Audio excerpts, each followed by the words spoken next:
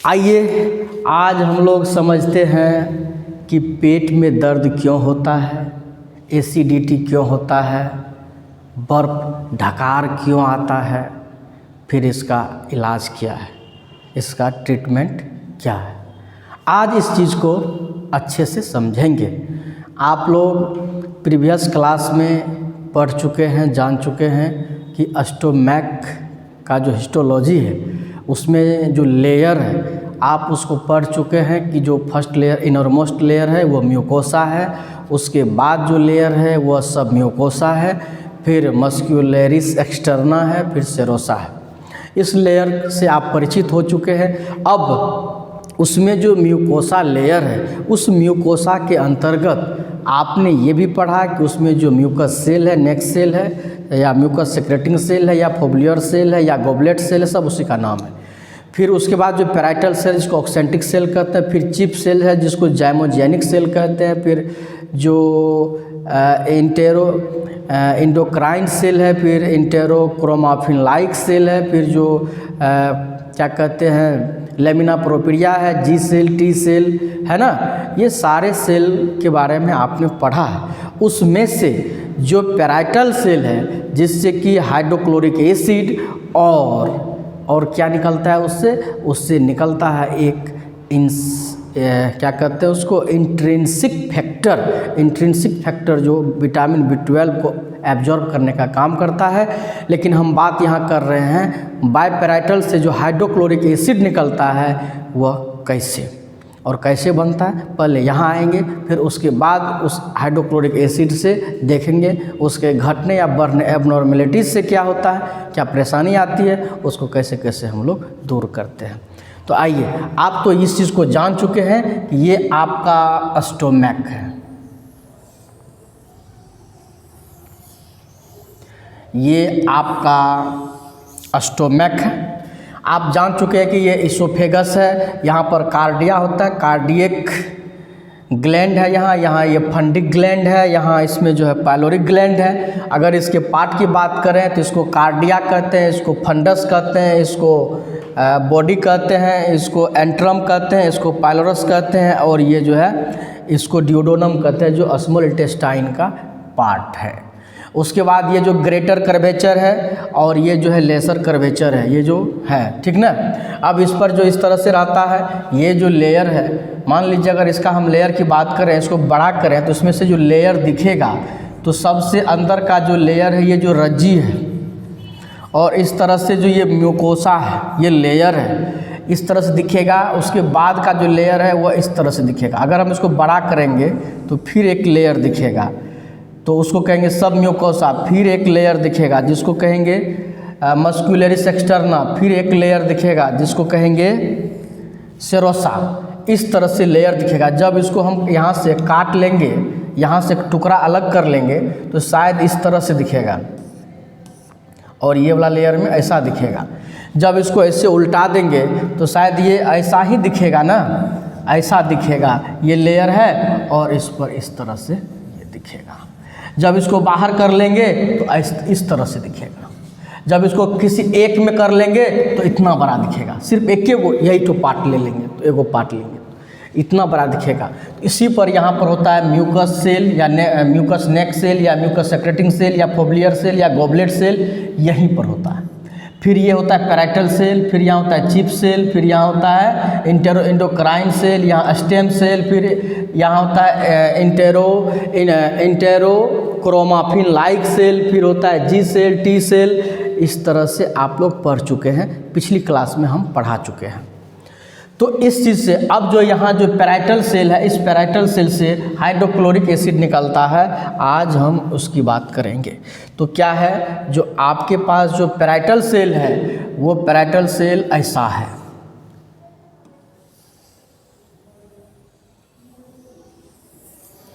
ऐसा स्ट्रक्चर है। चूँकि बहुत छोटा होता है लेकिन मैंने बड़ा करके समझाने के लिए स्टडी पर्पज़ से है। पैराइटल सेल है, ये यहाँ पर जो है सो ये ब्लड वेसल्स है, इसमें जो है सो ब्लड रहता है। क्या रहता है इसमें ब्लड रहता है, ठीक है। ब्लड से ये टच किया हुआ है, इसमें क्या है, ब्लड है, लिम्फ है, इसमें blood vessels, artery, veins, nerves, lymph है, सब कुछ मौजूद है यहाँ। यह है ब्लड वेसल्स, है ना।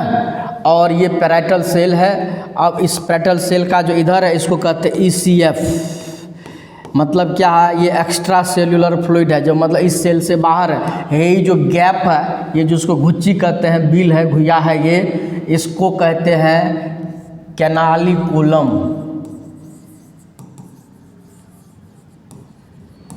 ठीक है, अब आप इस चीज़ को समझ गए।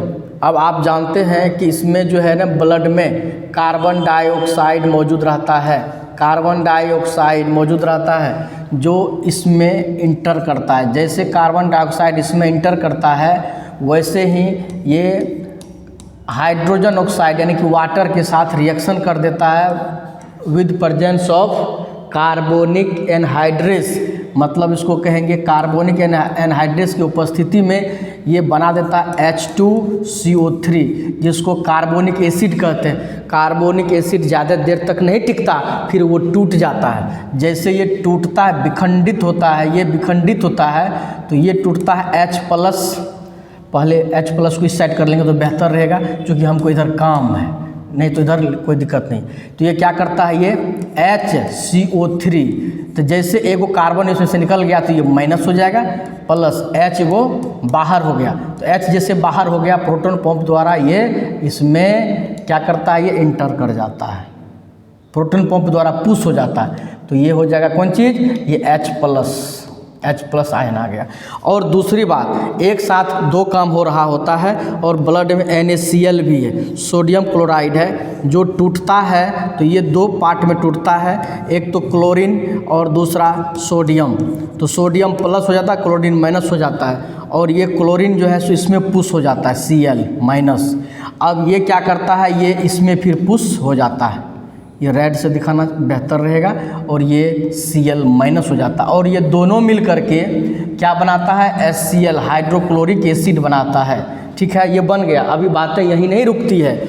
अब जो ये सोडियम आयन यहाँ है और यहाँ जो कार्बोनेट है, ये जो आयन है, कार्बोनिक आयन है, तो ये क्या करेगा, ये पुश होकर के इसमें चला जाता है, ये HCO3- और Na+ यहाँ है, ये Na+ क्या करता है, ये आगे जा कर के इस दोनों से मिल करके Na, ये मिल करके यहाँ पर क्या बनाता है, NaHCO3, सोडियम हाइड्रोजन कार्बोनेट बना देता है।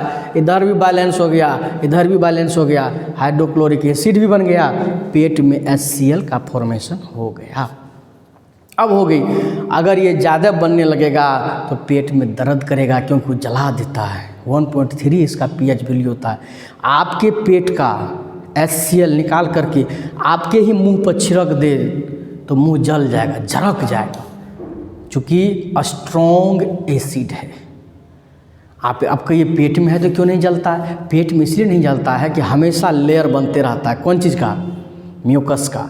उसी म्यूकस पर वो टपकते रहता है एसिड उसको जलाता है तो इधर से फिर बन जाता है, जलाता बन जाता, ज़्यादा हो जाता है तो पेट को गलाने लगता है, तभी पेट लहरने लगता है। वो लहर जो देता है पेट में, इसी कारण से। तो ज़्यादा बन रहा है तो लहराएगा, गलाएगा।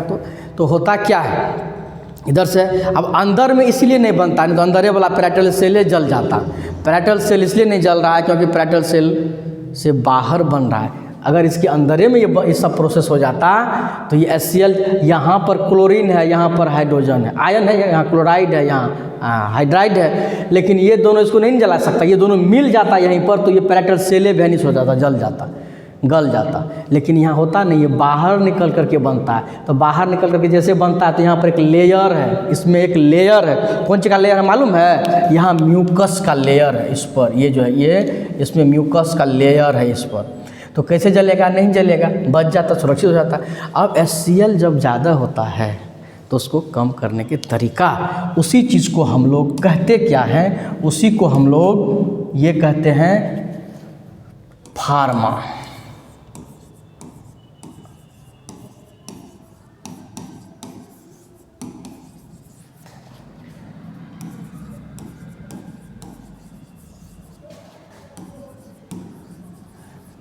फार्माकोलॉजिकल मैनेजमेंट कहते हैं। तो फार्माकोलॉजिकल मैनेजमेंट क्या करते हैं कि HCl यदि ज़्यादा बन रहा है तो उसको क्या देते हैं जानते हैं? एंटासिड देते हैं। एंटासिड का मतलब है कि जो एसिड ज़्यादा बन रहा है, हाइड्रोक्लोरिक एसिड है, एसिड ज़्यादा बन रहा है पेट में, तो इधर से चूना डाल देते हैं, एल्कली डाल देते हैं, चूना।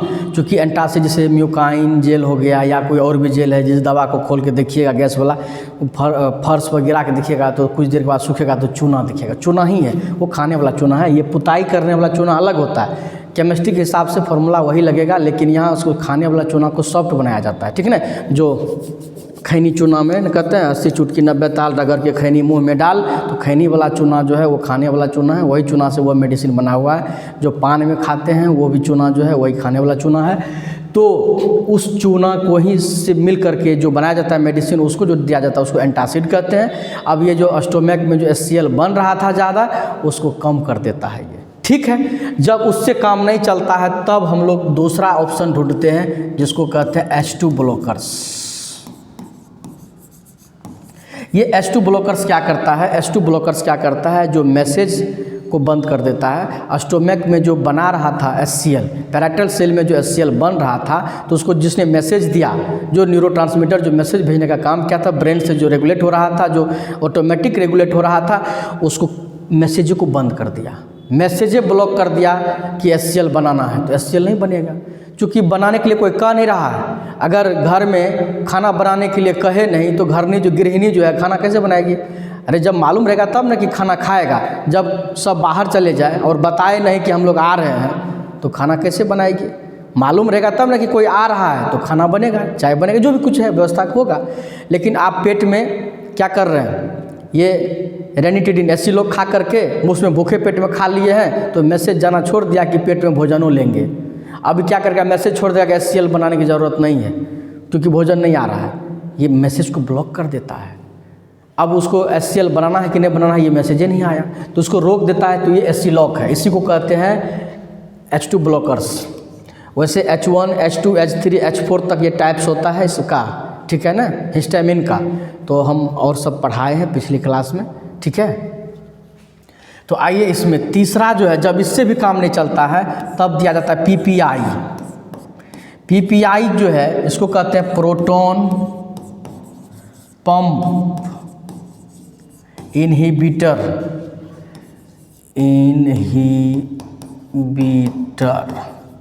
ये क्या है पता है? जब उससे भी नहीं रुकता है, उससे भी जब नहीं रुकता है तब ये हाई पावर का दिया जाता है। ये स्ट्रॉन्गेस्ट है, समझे? इसको कहेंगे more powerfully then H2 blockers. जब कभी कभी होता है ना कि HCl खा लिया तब भी HCl बन गया, मतलब HCl खा लिया तब भी एसिड बन गया, तब भी एसिड बन गया, हाइड्रोक्लोरिक एसिड बन गया, और क्या कहते हैं धुआं ढकार अपच एसिडिटी हो रहा है, तब होता है कि तब स्ट्रॉन्ग वाला देते हैं। मतलब इसमें आ गया पेंटोप्राजोल, ओमिपेराजोल, ये सब नाम सुने होंगे, पेंटोफोर्टी, ये सब चीज़, ये सब ये दवाई है। अब आप खुद समझ सकते हैं किसका क्या काम है।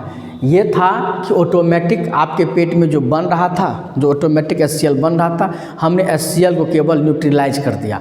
इसका काम है न्यूट्रलाइज द एसिड, है ना, टू न्यूट्रलाइज द एसिड। इसका काम है H2 ब्लॉकर्स का कि ये मैसेंजर को ब्लॉक कर देता है। इसका काम है कि मैसेंजर को पूरी तरह से ब्लॉक कर देता है, पता ही नहीं चले। इसमें है कि थोड़ा थोड़ा कभी कभी लीक कर जाता है मैसेज, पता चल जाता है कि इसका पेट भर गया, भोजन आ गया, HCl सिक्रेट करो, मैन्युफैक्चरिंग शुरू करो। ये क्या करता है जानते हैं? HCl आपके लिए ख़तरनाक नहीं है। HCl आपके भोजन को पचाता है, आपके भोजन को प्रिजर्व करता है, सुरक्षित रखता है। नहीं तो भोजन पचेगा नहीं, सड़ेगा, तब न पाद छोड़िएगा, गैस छोड़िएगा तो पूरा रूम महकेगा, बदबू करेगा। वो सड़ गया, आप सड़ा रहे हैं, गैस बनना, तो फिर उस पर भी मेरा एक वीडियो बना हुआ है, इससे पीछे बनाया है इस वीडियो में कि गैस कहाँ बनती है, कैसे बनती है। और भी सिर्फ स्टोमक में, इंटेस्टाइन में भी गैस बनती है ना। जैसे पाद छोड़ते हैं, फाट, उसको फाट कहते हैं इंग्लिश में। तो फाट में क्या होता है? मीथेन गैस भी होती है। यदि आप प्याज या क्या कहते हैं मूली खाए हैं तो उसमें सल्फ़र है, तो सल्फ़र डाइऑक्साइड भी गैस निकलेगा, कार्बन डाइऑक्साइड भी निकलेगा। वैसे भी ये सब मीथेन गैस निकलती है, हाइड्रोजन संबंधित गैस निकलती है। तो उसमें अगर तभी से आग लगा दे तो जल भी सकती है। जलेगी क्यों नहीं? क्योंकि मीथेन गैस भी बनती है, मीथेन गैस भी निकलती है। आइए उस पर आते हैं, वो तो वहाँ है जहाँ फर्मेंटेशन होता है, वहाँ की बात है। यहाँ पर फर्मेंटेशन नहीं हो रहा है, यहाँ तो मिक्सिंग का काम हो रहा है स्टोमैक में। हम यहाँ की बात कर रहे हैं अभी। तो ये आई चल रहा है, पता क्या, किसी को पता लगता है कि ये डेल्टा बन गया है, हम इसको लिख देते हैं बढ़िया से आई। ओह, और गड़बड़ा दिया। ये इनहिबिटर है, ठीक ना, अब पता चल रहा है। अब ये बात समझ गए कि ये, हाँ, आपको ये उतना हार्मफुल नहीं है, ये हार्मफुल है। क्यों हार्मफुल है? जो बन रहा था ऑटोमेटिक, आप उसको ज़बरदस्ती रोक रहे हैं। रोकने की, जब कंटिन्यू खाते रहिएगा तो आदत पड़ जाएगी, फिर आपके बॉडी को हानि करेगा ही करेगा। ये तो ज़बरदस्ती वाला है, इसको तो खाना ही नहीं चाहिए। हाँ, लेकिन डॉक्टर के सहमति से, डॉक्टर के एडवाइस पर, डॉक्टर के प्रिस्क्रिप्शन पर तब खाइए, क्योंकि उन्हें पता है कि मरता क्या नहीं करता। यहाँ पर यही चाहिए, इसकी ज़रूरत है, तो ज़रूरत है तब तो खाना पड़ेगा आपको, ठीक है। जब ज़रूरत नहीं है तो नहीं खाइए, बिना ज़रूरत का। ही नहीं कि कहीं गए मेडिकल पर, अरे एसिलोक देना तो रे, अरे पेंटोफोर्टी देना तो रे, अरे ओमिप्राजोल देना, नहीं, ये गलत बात है। बिना डॉक्टर के सलाह से नहीं, क्योंकि आपके डॉक्टर जानते हैं किसकी ज़रूरत है, किसकी ज़रूरत नहीं है, क्योंकि वो स्टडी किए हैं, मेहनत किए हैं, उन्हें मालूम है, ठीक।